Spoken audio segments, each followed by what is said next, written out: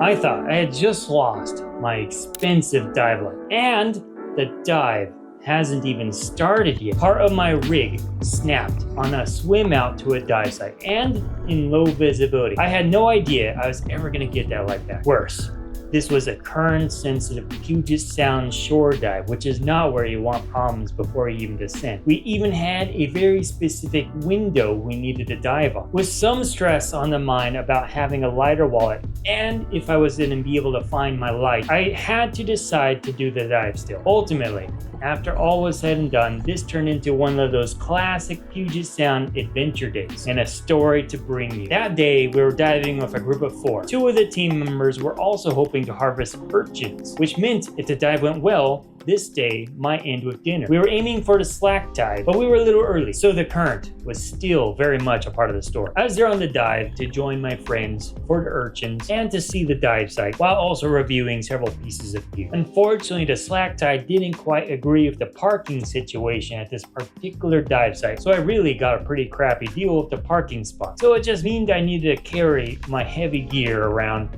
quite some distance to the water. So I thought I'd do the reasonable thing, enter at the beach kind of far and use the water to carry my stuff, and I'd just swim over. No problem. It wasn't until I got about 80 to 90% of the way to the dive site when I realized, I'm missing something on my camera rig. There's definitely something off. And lo and behold, my video light was missing. It clearly just snapped off. It could be when I was putting my cylinders on my side mount on. It's hard to say. At the time, I had no idea. And video lights are not cheap. To make things worse is the video light I was reviewing. It's probably the second dive I had been putting on it, and the thought was going through my mind, how am I going to tell them that I lost their light? Such a bummer. This was truly a significant stretch, maybe 150 meters of area, and fortunately it was close to the shore, but there was current, low vis. How was I gonna find it? This, of course, leads to stress and distraction. My head's not in the game for diving, and diving in general takes a lot of focus. You can't put that on autopilot. But as I mentioned, we had a time window. Slack tide generally occurs twice a day and has roughly an hour window for you to be on the dive and get back to your car safely. Otherwise, you're gonna be off in the blue, who knows where, but not back at your car. And that would just take the cake for a way to end the day. But either way, the show must go on. There's now or never.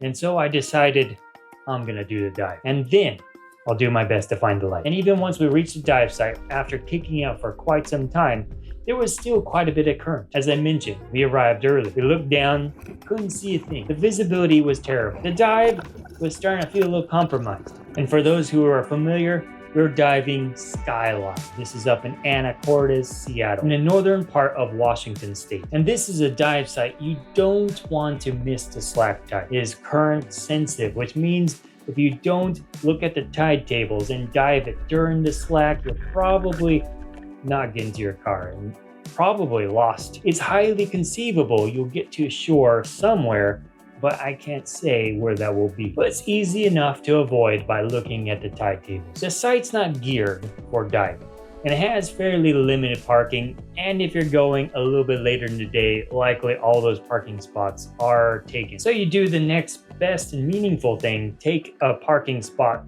quite some distance and hike over with your gear. That's not easy, but it's doable. For the love of diving. But even if you're sweating quite a bit, by the time you get to the water, it'll cool you off.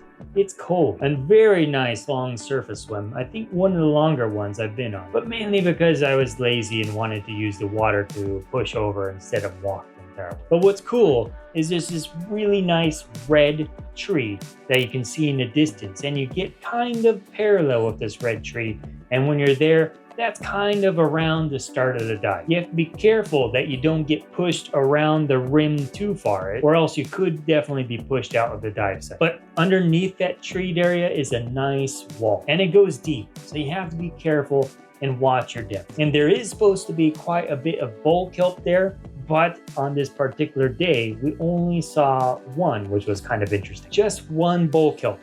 And when we started descending, we just followed that one bull kelp down. It welcomed us to the dive site. And whoo, Let me tell you, that beginning of the dive was a little bit of a workout. There was a decent amount of current, not something you'd want to kick against for very long, but keeping calm and composure and using the rocks to kind of make it easier to move around the dive site was critical. And this is where the love of diving and exploration was starting to take over. The mood was beginning to shift. So as I mentioned, 2 members on the team were there to harvest urchins. And I haven't seen that before. I've never harvested it myself, so I was very curious to see what this was like. And my friend here, he has this custom thing. He makes himself look like Wolverine. And I'm ready to start seeing him just slice those urchins up underwater.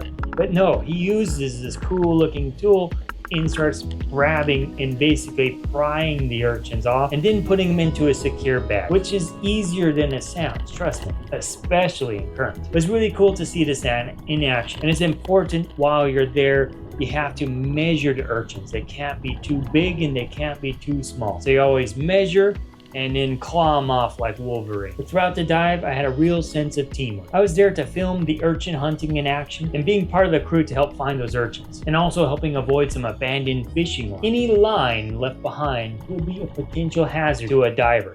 Fortunately, I do have the cutting tool, but it wasn't needed. We're able to stay clear of that fishing line and continue our exploration. But it's always important to watch out for those hazards. As we continued forth, my friend racked up quite a count of urchins, and the dive was starting to become more memorable, and my perspective started changing. After around 45 minutes or so, it was about time to start wrapping up the dive. During the course of the dive, we definitely started with some pumping current, but by the end of it, we were in the full sweet spot of slack tide. It felt right, it felt nice, and that was like the perfect time to relax. And as you're basically ascending back to the surface, especially from a deeper dive, it's good to be more relaxed. It makes it easier for your body to decompress and get all that nitrogen out. So we had a really gentle and relaxing into the dive as we're basically kicking back to shore. And you know what? I was determined to see if I can find my light. I continued my search, retraced my steps along that 100 to 150 meters, or rather 300 to 500 feet. It was a good stretch of land, or rather shore area, and I was diving shallow trying to find that light. It's somewhere where I had walked earlier, but I was determined. I went up and down looking for that thing, and when I was just about to give up, there it was, right in front of me. I wish I had video of the moment that my face turned to joy and I picked up that light. And I was so happy to tell everyone that I found it. It was an extreme amount of relief and luck. What are the odds? Especially with the current and the low visibility. But fortunately, the day was ours. So all of this became another classic adventure in the Puget Sound. And another dive I almost lost a piece of gear and one I had to review. But the payoff of the day wasn't done. By the time we got back to the cars, we were able to see the final reaping of the amount of urchin that we found. And it was impressive. These were huge urchins. I never realized how big these urchins can be and how much meat they can actually have. And to make the day even better, my friend gave me one of his catch. How great can that be? This is the first time I'm taking home a fresh urchin and gonna try to eat it. And that alone was an adventure in and of itself. We even ate it sashimi style after a brief cooking in lemon juice. It was definitely a bit of an experiment to figure out how to de-shell the thing without poking yourself with those prickly spines. That would have been a bad ending. But fortunately, we got it off without breaking ourselves, and it had an impressive amount of meat and was surprisingly very tasty. So ultimately, another fantastic day for diving. What had a bad start became only the opening chapter, not the whole story. And I'm looking forward to bring you on another dive journey. You can check out a recent video here, or YouTube thinks you might like this video over here. The more you know, the more you'll love and protect the ocean. Until next time.